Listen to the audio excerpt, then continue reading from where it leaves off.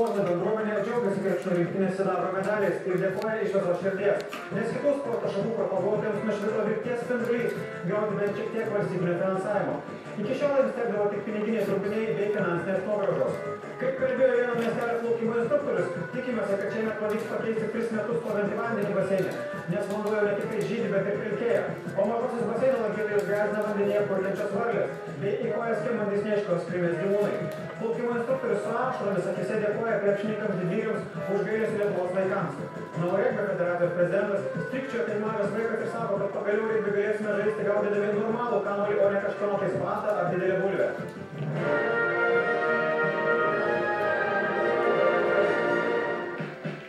Na, o rytojaus orai yra iš tiesų nuostabūs. Rytoj bus pakankamai lietaus, žaibų ir kitokio agresyvaus debesų elgesio.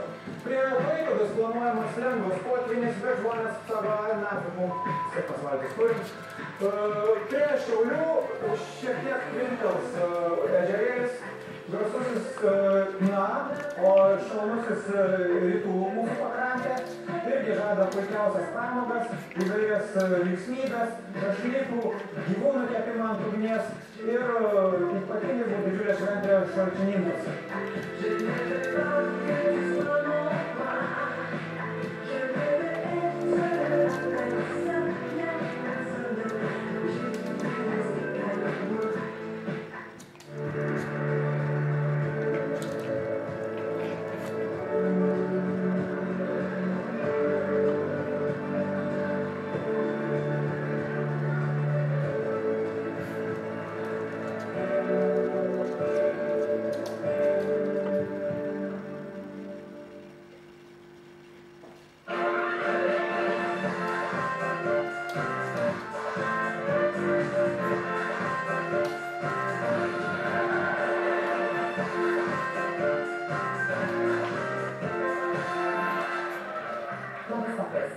Liaudies išmintis byloja, kad norint eiti dėl notės iš proto, reikia pirmiausiai to proto turėti.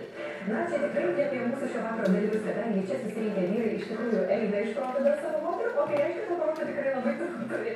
Na, aš manau, kad būtent tai ir padės kažkam iš jų porų laimėti, kai mes turime tikrai nuostabų prizą. Spa Vilnius Stano druskininkuose atostogas, bet apie prizą šiek tiek vėliau, leiskime jums pristatyti mūsų šio vakaro žaidėjus. Ji renginių režisierė, jis žinomas skulptorius. Vos pamatęs ją, ledo skulptūrų autorius